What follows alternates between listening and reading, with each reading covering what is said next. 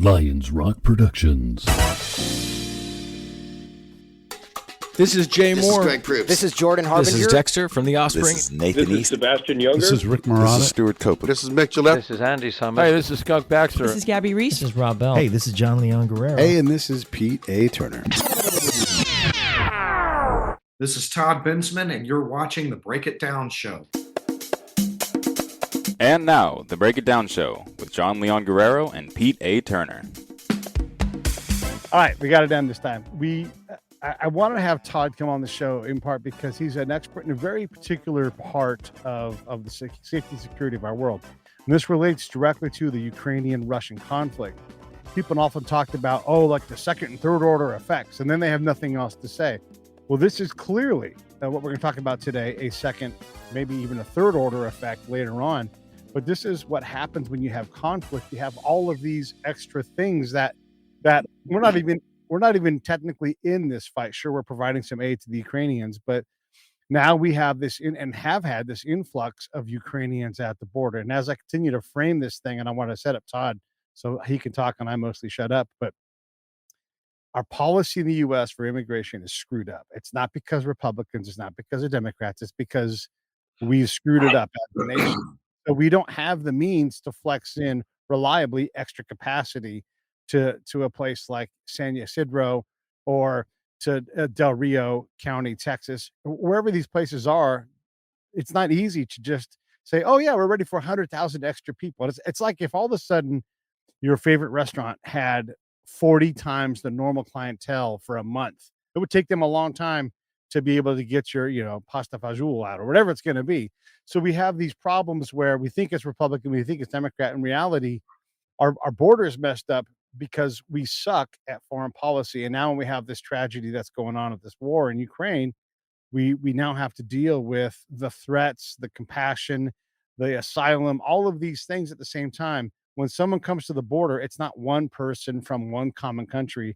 It is people from all over the place with all kinds of different means and everything. So that's sort of the setup for what we're going to talk about. I'm mostly going to shut up and let Todd talk, but Todd, talk about Ukraine, talk about the border, and why does this stuff matter? Well, we do have Ukrainians, like you said, coming to the southern border now. Last I heard, there were about 1,000 of them down there. They seem to like coming to Tijuana.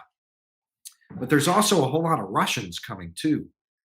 Probably far more Russians than Ukrainians. But between the two, there are thousands that are coming up through through Mexico. And the idea is that they're going to try to get asylum and get into the United States. You're going to claim asylum and get in, or they're asking for humanitarian parole into the United States. This is sort of an interesting conundrum because on the one hand, I think that everybody can agree that, Ukrainians were victimized in this war and that they were forced from their homes and, they can't go home right now. So we can't really send them home. But on the other hand, it's strange to have Ukrainians, to be even contemplating Ukrainians at our border because they already have generous offers from 28 European countries, 3-year residencies, full medical, housing subsidies, first in line for jobs, the equivalent of food stamps and, in the best countries with the most modern economies, the best social welfare safety nets around. So you have to ask, why are they coming to our border?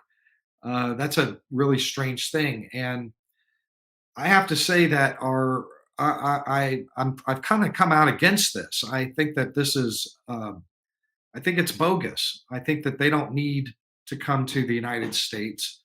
We have enough problems on our southern border right now. We're collapsing down there. We don't need thousands and thousands of Ukrainians now to join in and put pressure on or to take advantage of the situation, which is kind of what I think is happening. Because European nations are great to live in, we all understand that, France and Germany and Italy, Finland, Norway, those are great places. They're very welcoming but it's still, they don't have the 24-hour Chinese food buffets, man. I mean, it's just Yeah, not the same. yeah. This is America, we got football, NFL. What is the difference? The distance between me and a taco? Zero. There's always a taco close by. So I guess it's just that these are people that are not desperate, that do not deserve asylum. They already have asylum in the best countries in the world. So should we just let them in just because they want to come here? Well, if that's the case, do it the legal way. We're going to be letting in refugees, Ukrainian refugees, stay over there, apply for it like everybody else, wait your turn, pay your fees, live nicely while you're waiting, not in a refugee camp, and do it that way. I don't know. That's my feeling about it. Now, refugees, fine, bring them in. If you want to apply for refugee status, bring them in. There is a um, a counterintelligence concern about the Russians, and even some of the Ukrainians too. And so, because one thing that we know is it would be very easy for the Russian intelligence services, or maybe um, some of the Ukrainian people who are in the certain Ukrainian fighting units, that are considered extremist by our standards. I mean, while they fly the Nazi flag, we're doing all the best we can to help out the fighting men and women of Ukraine. But unfortunately, I think a lot of that money and energy is going to units that fly Nazi flags. Yeah. We don't know who these people are when they come to the border. And that's another reason to turn them away, or at least make them wait for a good long time until we can figure out who they are. Yeah. And then, Russian intelligence can very easily just come up to the border and commit asylum fraud. What they're doing is I think they're making up an asylum story that goes like this: the Russians, that that Vladimir Putin is arresting anti-war protesters, which we've seen on TV. We were them. So we have to flee. We're against the war. And so they're taking advantage of like something that's kind of in the news. Right. And then you would never be able to prove whether they were or weren't there. But I suspect that probably none of them were actually there protesting the war. It's just my gut from knowing these things. So I think that Russians, who lie about that, are, dishonorable, Yeah. and don't belong living among us. And plus, if you're not coming in a regular way, what are you hiding? What is going on in your background that you have to come to the border? All of you. Right. The Some of the problems with all of this is some of the problems with all of this. That's a great sentence.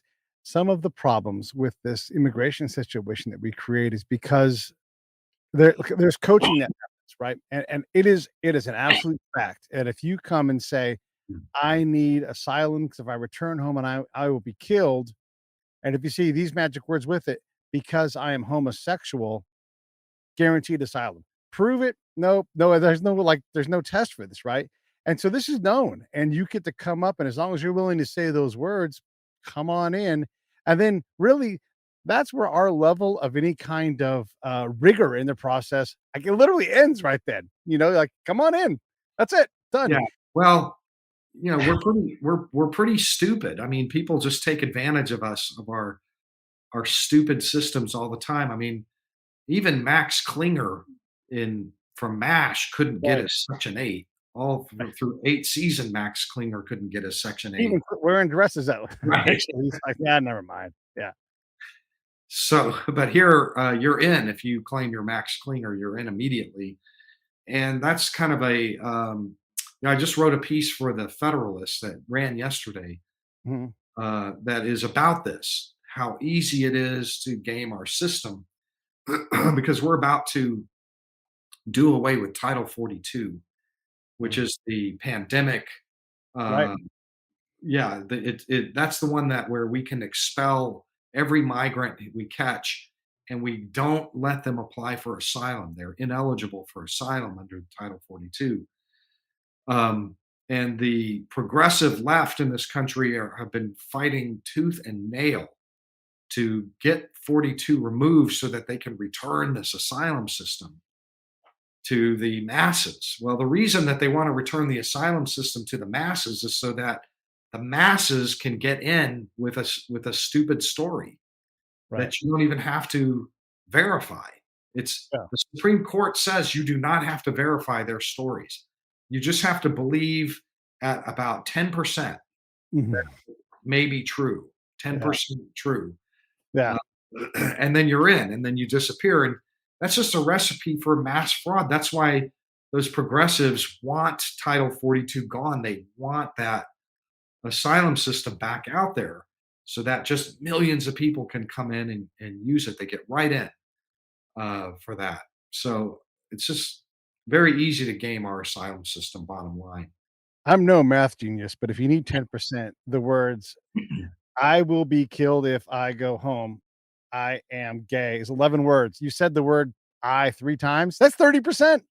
Like, you're Right. good.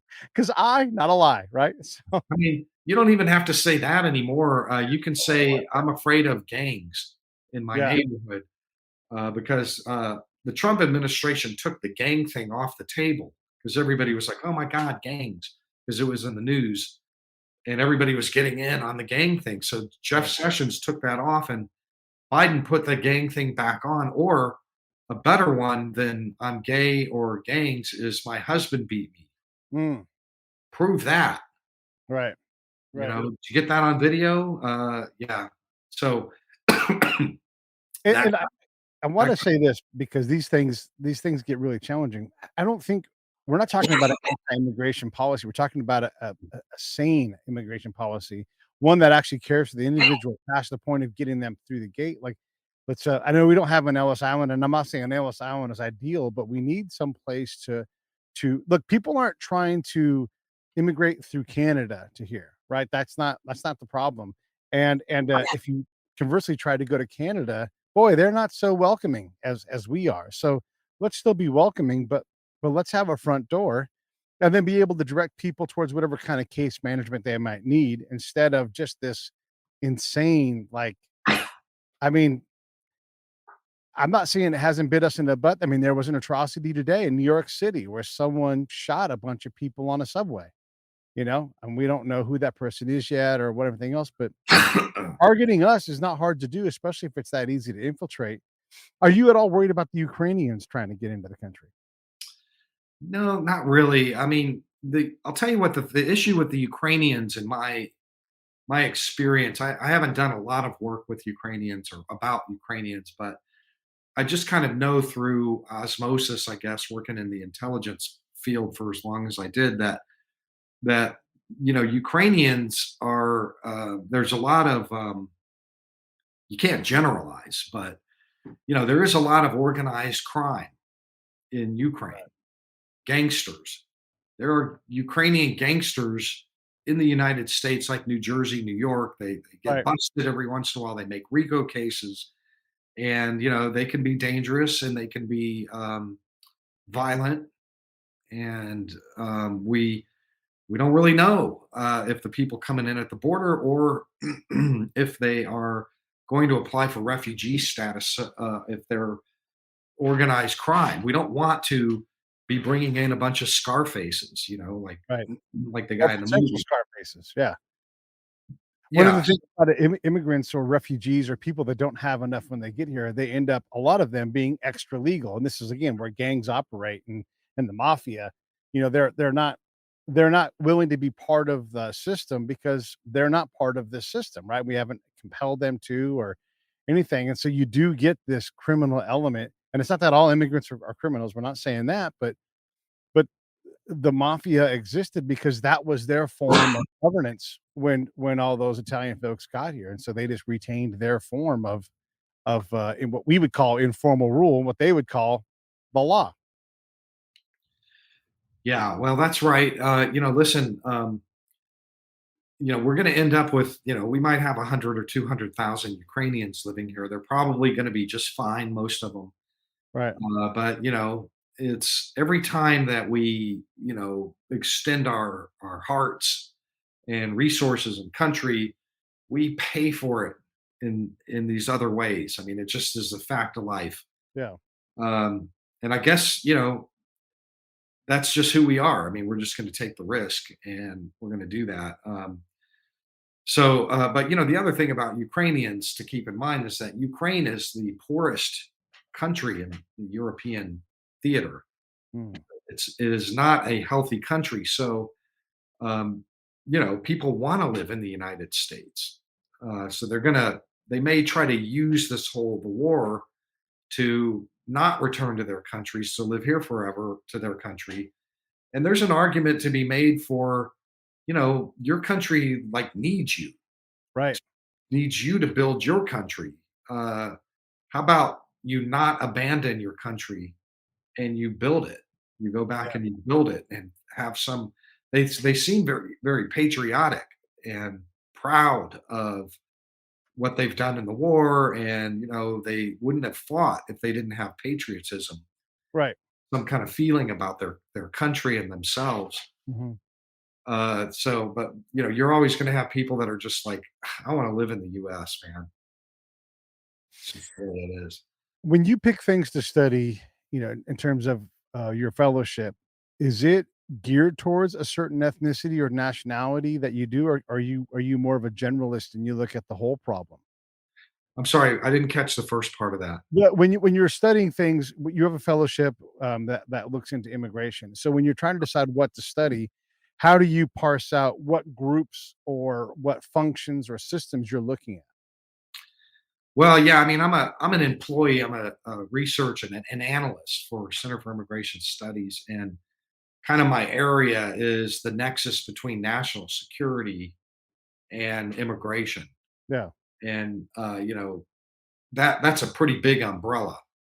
yeah, So anything that's kind of around in that under that umbrella, I can study and write about, and I'm grateful to be able to do that too. Um, and so I don't always stick strictly to that. Sometimes I'm into policy, but that's like the book America's Covert Border War is. It's a national security issue about the southern border. That's one of many. And we have plenty of others too. I just mentioned a couple, like intelligence service officers coming in. We have people coming from Iran and Lebanon and Venezuela. I just wrote it recently about a case. This is a true story where we have a lot of Venezuelans crossing over right now, thousands, tens of thousands, because they heard that the border was open. And Venezuela has been partnered up with Iran and Hezbollah for decades under Hugo Chavez. So they're embedded there because there's a huge Lebanese diaspora, mm, hundreds of thousands in Venezuela. And a lot of them are, they're Hez. They just are. We know that. There's good reporting on that. And one of them crossed the Rio Grande at Brownsville, got caught. They ran his fingerprints, and he pops on the FBI's watch list, terrorism watch list. And he pops as a somebody with significant derogatory intelligence, a Category 5, Group 5 member of a terrorist organization, a flight risk. The FBI interviews the guy, and they're like, do not release this guy. Keep this guy in custody until further notice. And a call goes out to ICE headquarters in DC, and they cut him loose. And the reason is because he had he was overweight, and that was viewed as putting him at risk of catching COVID in the detention facility. So they let a Cat 5 terrorist on the FBI's watch list, in spite of the FBI's recommendation and judgment that he was a flight risk and a yeah, high risk. That guy's running around in Detroit right now pursuing what? An asylum claim. I don't know what he's going to claim, but Yeah. he's here. When you look at the results of national security, also still a big window, still a big umbrella to work underneath. But when has this policy or this lack of a policy or lack of coherent policy, when has this bit us in the butt? Like, what are some instances that maybe don't make the news where you're like, there's a guy, like, I mean, because look, we have goodwill, but it's not returned 100%, right? There are people that have bad will or are in a spot where they have to act in a way they wouldn't because they don't have enough, because we don't have a good system for finding and supporting these guys. So, what are the actual costs that we've paid in terms of security? Well, for one thing, we have counterterrorism programs at the border and throughout Latin America where we're supposed to be out there trying to hunt these guys down. We spend a lot of treasury doing that. We're trying to break up these intercontinental smuggling organizations. Right. Let me know if I'm not answering your question. No, you're doing great. Okay, okay. Because I think I understood your question. The programs, in my opinion, my estimation, have been very successful Mm, catching jihadists and intelligence service people coming over that border. And like the one I just mentioned, he flagged on a terror watch list. But we've had some close calls with these guys. We have not been attacked. You would have heard about it. Canada got attacked though. mm, One Somali crossed through California in 2017 and or 2012, I guess, and mhm. he made his way to Canada, Alberta, and he conducted a double vehicle ramming attack with an ISIS flag, wounded a bunch of people, attacked a police officer, ended up with some lifetimes in prison up in Canada. I think we dodged that bullet, and I also think that we've had cases where people got in and we caught them later. There was a Hezbollah guy that crossed in the trunk of a car from Mexico into California. I want to say that was an old case, 2004, 2000. Mhm. And years later, we caught him up in another investigation. He was a huge Hezbollah clandestine agent with stockpiles of weaponry, and he had a high rank. His brothers were all high ranking Hezbollah people. He was a Unit 910 guy. Yeah. And they busted him, and he ended up with prosecution and trial. And he spent prison time, and then we deported him. He came over the Mexican border in the trunk of a car. We've had quite a few Somalis cross in who were Al Shabaab, lying about who they were. Right. And then luckily, we had like an FBI informant inside the detention center in Pearsall, Texas, caught two of them that way. Two different Hezbollah or Al Shabaab guys, Yeah. and had big, expensive trials, and all the evidence came out about their terrorist activity. And one of them was planning to do some kind of a bombing here, and they caught those guys and put them in prison. And things like that do happen. They don't make any press, really. Right. Uh, I've always thought that was strange, but whatever. It's not my business. Those are great stories. Like, why don't Yeah. you want? I mean, that's a great story. Yeah, absolutely. Well, and the thing is, like, you can minimize that, right? Until that person's in your shopping mall or at your Starbucks or whatever it is, and they detonate or they do whatever it is. Then you look around like, how the heck did we let this happen? Well, we have this chaotic immigration policy for one. And then, yeah, we spend all these resources on counter-terror stuff. And I don't want to act like the counter-terror teams are not busy. I promise those guys are working more than 80 hours a week, if at all possible. These guys are they're it's a calling to work in that field, as you know. And so we're getting lucky because our goodwill is there's a tax on our goodwill, and it is some threat. There is some danger, and there will be attacks. There absolutely is someone is going to do some kind of attack again, and the next time won't be the first time. Yeah, I mean, I have my fingers crossed, and when we have a mass migration event like the one we're in right now, and that's about to get really bad, all of these programs that I've been talking about that are in the book just become strained beyond, functionality. And what I think is going to happen is, if it does happen, it's going to be because of that. This mass migration thing has just nothing is normal. Everything's off the rails. Um, I wrote another piece a couple months ago about a Yemeni who was caught in Mexico, just like on the other side of the Texas border at Piedras. And the Mexicans caught him, and they called us up. We go in there. He's on the FBI's terrorism watch list. So normally, what they do with these guys, they don't release them for COVID.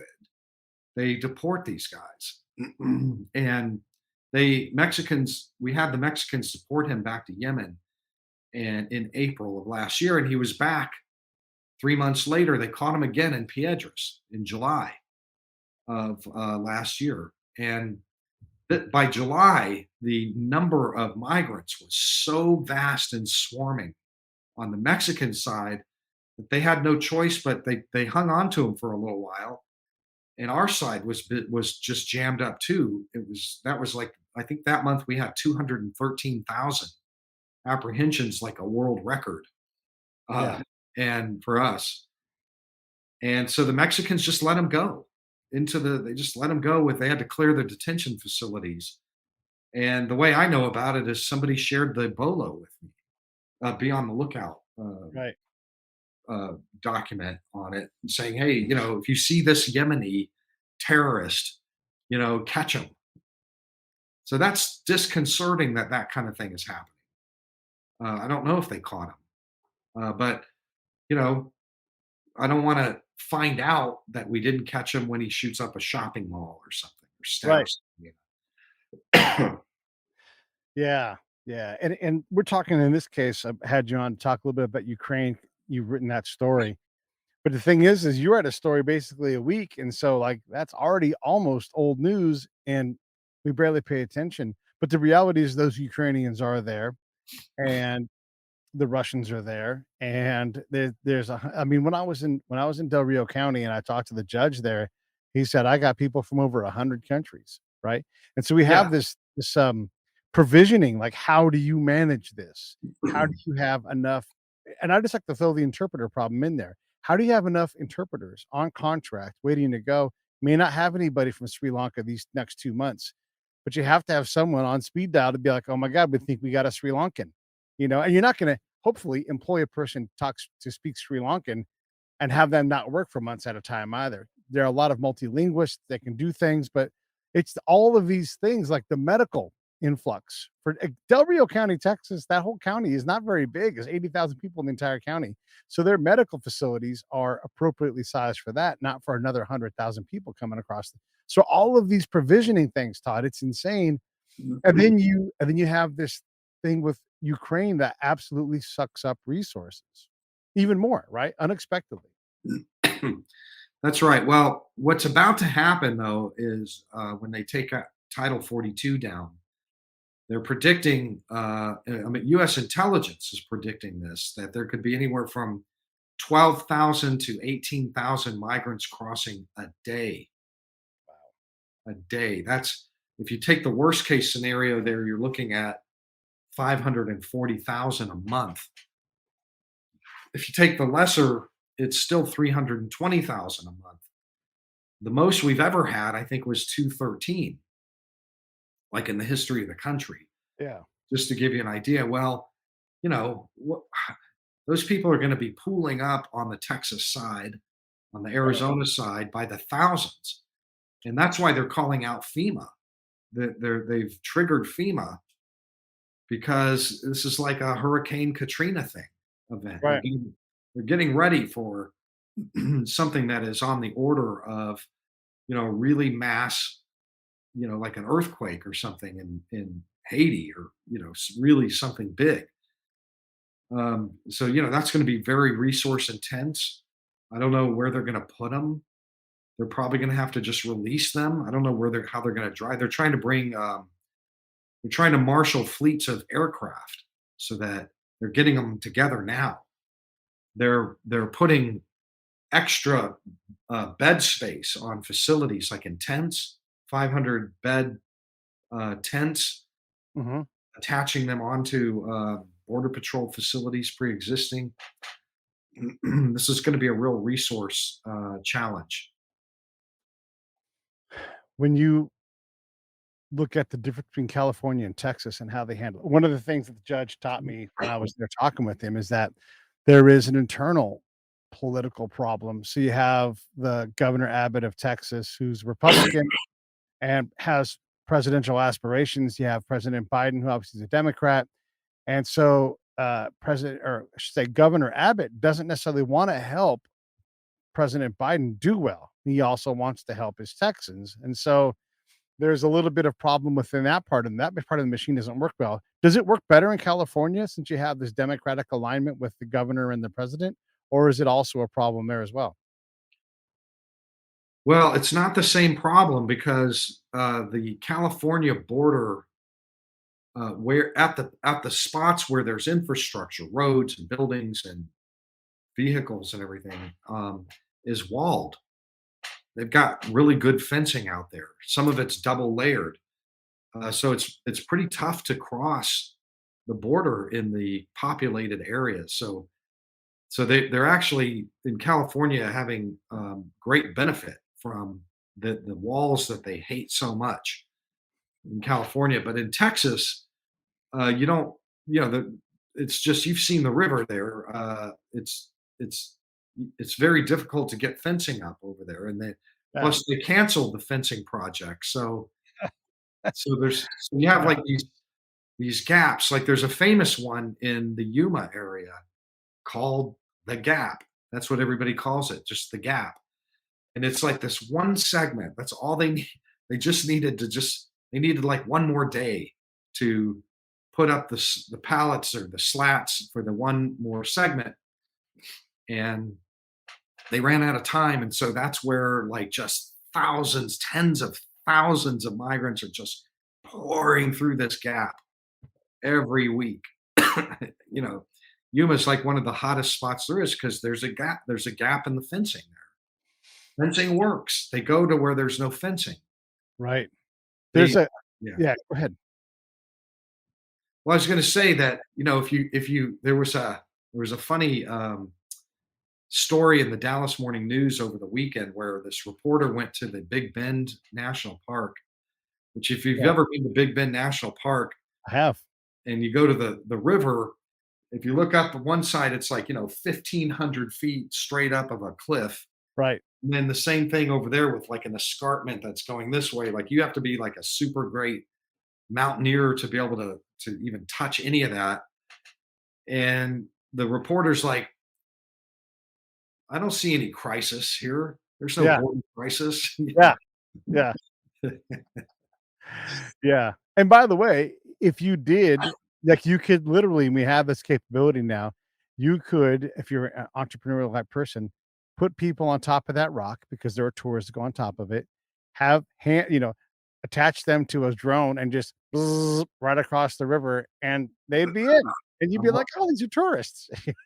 yeah, I'm waiting for that. I don't think I would do that. Oh, yeah, but if you're desperate to get there, and I'm being a little bit silly, you can literally walk across the river though in Yeah, parts of Big Bend Park yeah, and then if not there, go 30 miles in either direction, and you can't have enough people. And the one dude sitting there in a Chevy Blazer or whatever vehicle they use is literally all by themselves. Yes, they're attached to a radio, but they can't be alert all the time. It wouldn't be hard to get the bulge on somebody like that. That's part of Texas is yeah. as remote as anything there is, you know? Yeah, I mean, the point I'm making is that when you have fencing, Yeah, people that are against the wall are always saying it doesn't work. It just doesn't work. So if it doesn't work, shut up. You know, yeah, yeah. why are you saying anything about it if it doesn't work? But it does work. It does Uh, work. there are Olympians, young, physically fit, brave, bold men that will climb up and then down the other side. But man, that's like a few Olympians, man. There's no Yeah. I wouldn't even climb. You put a 30-foot ladder up there, and I wouldn't climb up that thing. Yeah. It's a You pretty know? significant barrier. Yeah, and then the funny thing is, like you said, it's like the opposite of a NIMBY, it's a YIMBY. Yes, in my backyard. Yeah, Yeah. we don't like the bend of the wall, but we'll take the benefit of having it here. And I look, I don't like a wall either. I wish we didn't have to do this, and I don't know, and this is ultimately gonna be the question for you, but I don't know what else we can do. Like, we're putting a place like, the Del Rio County folks, that they just are not provisioned, and the federal government isn't provisioning them, and if they do, somebody else comes into office, then they're not provisioned, and it's still their problem. These are people that have ranches that are on the border, and now you're putting them in, and here's what the judge said that was really powerful to me. He's like, "I'm worried." He's like, "First off, I got elected to do certain things. I don't even have time and resources to do the things I'm supposed to do, like, because I have this stupid problem that I have to deal with." This guy's a Democrat, by the way. And he said, "I'm worried that my neighbors will have to defend to the death their property with someone coming across the border, and they're going to kill somebody, and it's going to scar them for the rest of their lives because we were incapable as a government of removing that possibility. And that's as viable thing as looking at the human crisis of people being stuck on one side of the border, living in tents and all those other kind of things. Nope, none of this is any good, Todd. What do we do, man? What do we do? Well, that's a big question. Uh, Look, in my opinion, the the thing that works is that you take off the table the possibility of accessing the asylum system. To me, the asylum system is the root cause. It's almost the only root cause that there is. And whether you open the door to the asylum system or close the door to the asylum system is what matters, because it's so easy to game that when the world hears the asylum system's open again, you can go in there and just say the three words and you're in. Yeah, When they come, what Donald Trump did was he took it off the table. He took the benefits of it off the table, and they stopped coming.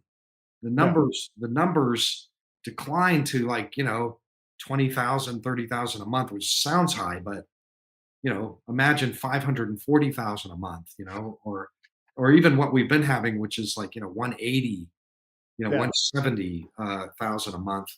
Stratospheric. They're coming.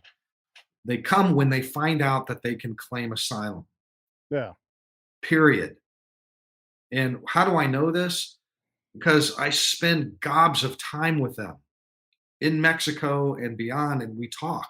I interview these people day and night for months and months on end. And that's, hey, why'd you come? Well, we heard that you could just get in by saying, if you bring a kid and claim asylum, or whatever it is, whatever right, they hear the thing is that gets them into the asylum system, that's what they're doing. So what Trump did was he had this thing called Wait in Mexico, which I know you probably have heard of, MPP. The brilliance of it was that the thing that entices people to claim asylum is this, that you can off ramp into the United States and stay there. Win, lose, or abandon your claim, you're still in forever. And so that's the enticement of asylum. Well, what Trump did, he says, win, lose, or abandon your claim, you're going to be in Mexico when that happens. And none of them came for the great Mexican dream. Nobody came for the great no, Mexican dream. When that's happened, they did one of two things. They went home. Nobody nobody cares about asylum. None of them want asylum beyond the initial I got in. After they get in on it, they could care less. 50% of them just don't even bother following through with the claim. right, The rest of them just get turned down by judges because they're not qualified for asylum. right, And when Trump said you're going to be in Mexico when you lose, they didn't want to do it anymore. yeah, How do I know that? Because I went there and I interviewed a whole ton of them yeah, that got pushed back, and I'm like, "What are you going to do now?" And they're like, "This wasn't what we planned. We just thought we'd get in. We were going to get in. That's all they cared about." right, So they're going home. And I interviewed a ton of them. They're going home, and I interviewed a bunch of the newer ones who said that they came when Biden entered office because they didn't want to wait in Mexico for asylum. Right. And so the first thing Biden did on day one was he got rid of remain in Mexico. And guess what? Everybody stampeded for the border. I Then don't then they put Title 42 in, Right. took it off the shelf again, and nobody came. Now It's, now they're about to put it back in, and because of that they're expecting 540,000 a month. It's about asylum. It's our system, okay. and that's what I would do. Is I would just make it. I would probably recommend that it be eliminated entirely. You just don't even have it anymore. And can we compel someone, like if you come from Ukraine and you abandon 28 opportunities to have asylum provided for you on that continent, aren't we capable of saying you are welcome to go to any of those countries, but you can't just jump to us, you know? No, because Yeah. because the trick to asylum is that you don't have to prove it until 5 years from now. Right. You get to just come in right now on a claim, and then the backlog is 4.5, 5 years. So by the time a judge gets around to saying no, you pass through 27 perfectly great countries. Right. So no, they just say we're going to put a deportation order on you, and the Ukrainian can just go, "Good luck finding me." Right. Right.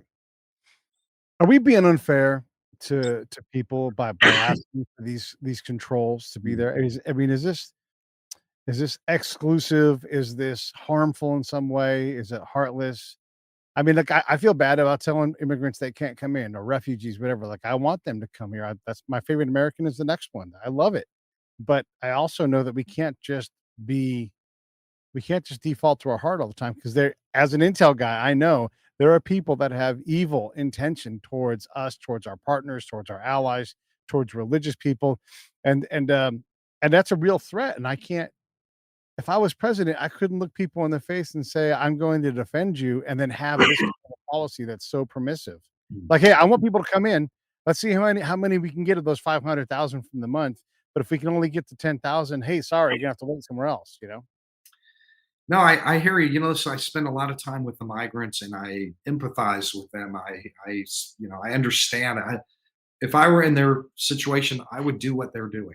Totally, I would do if I knew that I could get an edge on the Americans and get in there, I would do it. But the problem is that there are 700 million people in the world that live under extreme poverty, Right. and we can't take twice our population. At some point, you have to just be that hard edge. You know what it's like? If you were to take this is maybe a no, I'm going to say it anyway. I'm going to just say this.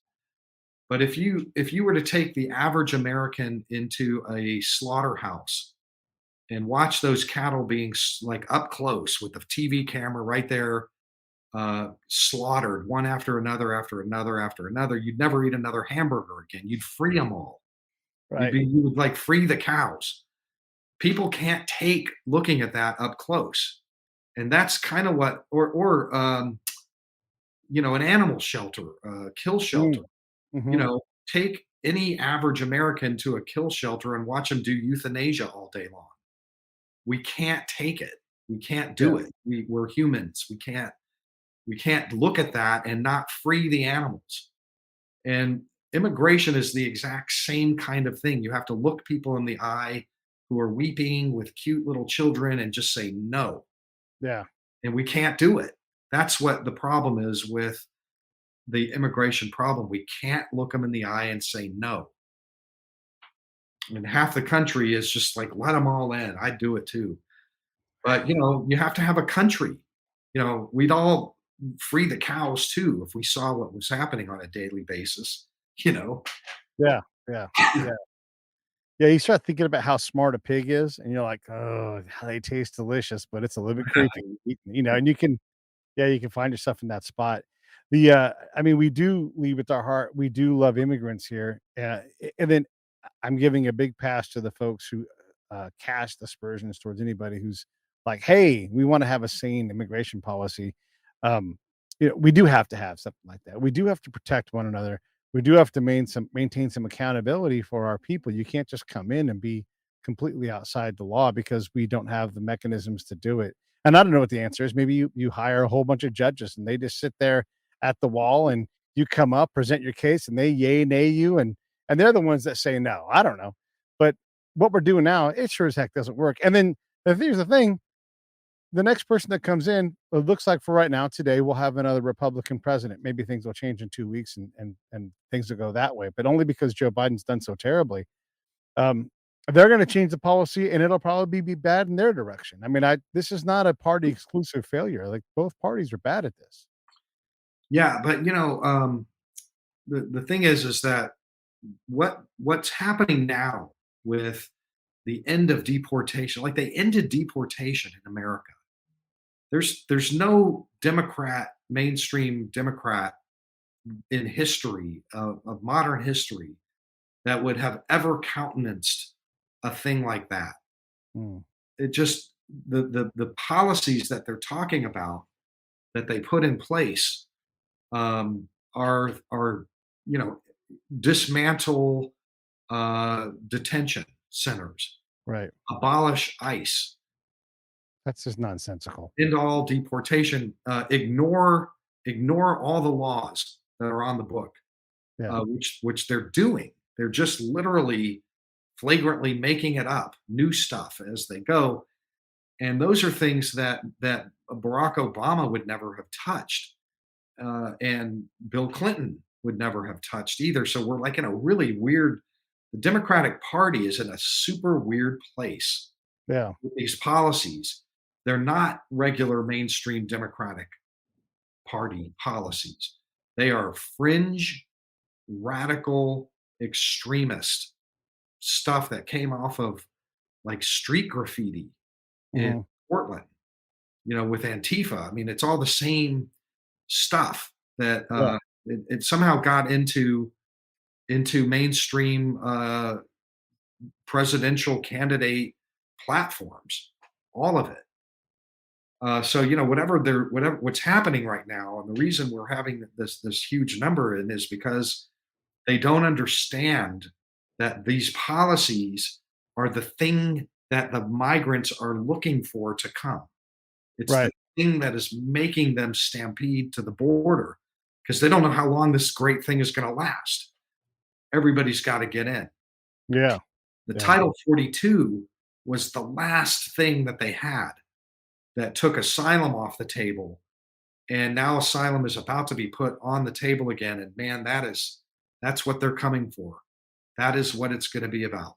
They're going to come for that asylum, off ramp. I declare asylum. I'm a yam farmer in Honduras. Listen, the asylum law was born to very noble purpose.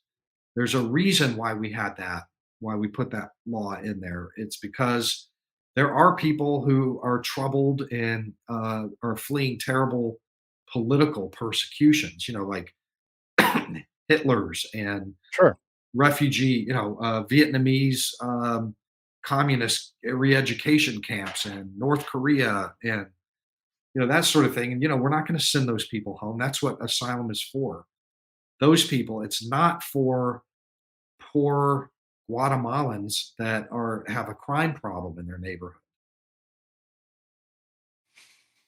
It's crazy, man. It's frustrating when I hear you talk about this because I know you spend a lot of time, like you said, talking to the people that are trying to come across the border, and breaks my heart that we're trying to figure this out, and we do such a bad job about it, and then yeah, it becomes this radical approach to. I mean, abolish ICE doesn't make sense. ICE exists for a reason that we all agreed upon at one point.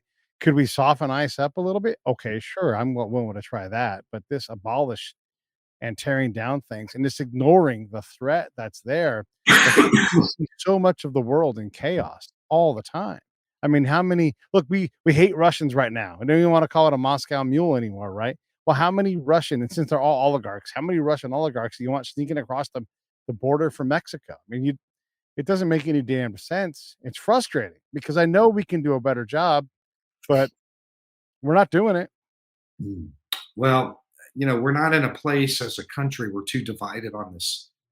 Immigration is just too divisive. We can't agree. If you the way things have broken out is that enforcement of any kind is Yeah. regarded as cruel and mean. Humane immigration policy, compassionate immigration policy means letting everybody in. So Yeah. it's either you're being humane because you're letting everybody. Compassion is everybody gets in who wants in. Right. Like, how did we get there? Yeah. How did we go to that? That's what compassion and like humane policy means. No enforcement. Any enforcement is cruel and inhumane. And That's the where reality is, and you and I both know this from talking to people, 5 minutes after you let that person in, the inhumane things begin. Are you telling me that teenage girls that come in and just released into the nation, you're telling me that they're treated humanely once they're here? Fuck no. Not a chance in hell. There's all kinds of exploitation going on and all kinds of illegal activities. And, you know, it's not humane to abandon somebody, you know, well, and say that, hey, they're good now. Now that they're here, they're perfect. Especially in a country that everybody claims is so shitty. Hey, like, here you go. You're welcome into this shitty place. I mean, come on. It doesn't make it doesn't, it's not logical and it's not true because I know how the government works. Usually the opposite of the thing that they want to have happen is what happens. right. So, you're talking about we're going to have a humane policy. Well, you put the asylum out there on the table, and next thing you know, you have 100,000 people from around the world going through the Darien Gap jungle, Right. which is this highly dangerous passage, and they're getting killed there. But they would be alive today if Biden hadn't put that policy in that triggered them to come. Right. And Right. so you can draw a direct line between a policy decision in Washington, D.C., and a bunch of dead, rotting children's corpses in the ditch in Darien. Yeah. I talk to these guys. I always ask the migrants, I'm like, so did you go through the Darien? What was it like? And, oh my God. And they'll show me videos and pictures that they took along the way. Yeah. And some of them, like one guy, Senegalese. Mhm. They'd all traveled together. They'd grown up since they were kids. Senegal, by the way, is a great country. There's no problems with Senegal. It's a peaceful, calm, Northern Africa country that's economically doing well. But everybody wants to live in America, and the doors Right. open. Yeah. And one of their best friends was shot and killed right in front of them in the Darien. And he's showing me the videos of them. Everybody was trying to save him, and they couldn't save him. And I asked, well, what's the story with this guy? How come he came? And the bottom line was, well, we heard that the Biden had opened the border. Yeah. So the guy that died there and all of us made a decision together to go to Biden's border, Yeah. and that guy would be alive. So what's humane and compassionate about that? You're Nothing. you're opening the borders out of this idea that you're being humane and compassionate. Right. You're getting all these people killed that would be Yeah. alive today otherwise. I know that sounds harsh, but it's literally true. It's literally true. It's a direct, blood is on your hands for making those decisions. Now, most Americans don't see this. They Right. don't understand that people are coming because the door opened, and Right. you opened the door, and you're staying home if the door is closed and living. This is not the only time this happens. When Yeah. I was in Afghanistan, I could talk to the ag teams that are trying to improve the condition of farmers. And I invented this saying called, you can't presume to improve the condition of something that you refuse to stand the condition of. You can't like say, I'm going to improve the lot of farmers. I'm going to teach them how to sell these pomegranates for more money. And then I asked the question because I'm like, Todd, I'm like, hey, what's the market chain from this farmer to the consumer in whatever country it goes to? I don't know. Well, then how are you fucking with it? You can't just invent stuff because now with this policy, you also allow people who traffic people to exploit the people that are there, to take more money from them. And by the way, second order effect, again, if you brain drain Ukraine, if you brain drain Haiti, how the heck do these countries ever recover if all of the money and all of the smarts are leaving? And the people who are like, I'm just going to stay no matter what, not saying they can't do things, but how do you get people to want to go back to this place that's effed all the time? And there is corruption everywhere. We're not, hey, I can just go live in Chatsworth, name a place, right? But I can go live in Nashville like everybody else in America wants to do. We're going to go live in Nashville instead of, I don't know, anywhere. Minsk. I don't want to go back to Belarus. It sucks there. I'm going to live in Sacramento. Right. Right. And so you deny these places, their ethnicity, their culture, they're wonderful people. That's not humane to do that either. No, I mean, I think the smart move eventually, if we ever can get it together, is, the reason why people come over the border is because we don't provide enough of a legal gateway Right. for people to come in. We keep it. I mean, we're very generous. We let 1 million people a year in. Yeah. Probably we let more people immigrate legally into the United States than any other country in the world. So it's not that we're not generous, but I don't think we could ever open the legal gates far enough to suck up the demand from the border. Is the problem with that. But I guess we could make it easier for people to legally immigrate, but it's we don't. It's difficult. Yeah. We come in illegally. Half of the migrants that I meet down there have already filed official petitions for this or a student visa for that and for this, and they're like, "Yeah, I got turned down, but I'm going to get in this way." Right. Yeah. Yeah. I tried the system. It didn't work. I'm going to go around it because you guys don't care. Right. It becomes the system for sure. Hey, I've had you for about an hour. Anything you want to say in closing? Everybody should definitely go check out. Well, first off, hey, Dickie, what up? Thanks for hanging out with us. Always great to have you. And then here's Todd's book, America's Covert Border War. You want to read that because you'll understand just how wide this problem is. And when we look at what we're allowing in and all of the ways to trick the system, there in effect is no system. So thanks, Todd, for coming on. I'll give you the last word. What do you want to say to these people before we shut this thing down? Oh, just keep your eye on Title 42 if you're going to be interested in this topic. When they get rid of Title 42, there's supposed to be this really significant wave that will change America. And I don't mean just demographically, I mean in third, fourth order effects and politically. One interesting thing about it is to watch is that there are now about a dozen Democratic lawmakers who are banding together asking the Biden administration not to do it. Wow. To just hold it off because, not because it's good for America, but because costing seats. Yeah. It's going to cost them seats. These are going to be people that are in kind of swing. And this is just going to look terrible. You want, the cameras and TV and everybody's over there in Ukraine. But when that happens on our border, they're all coming home and going to the border. That's going to be the biggest American story you've seen in a long time.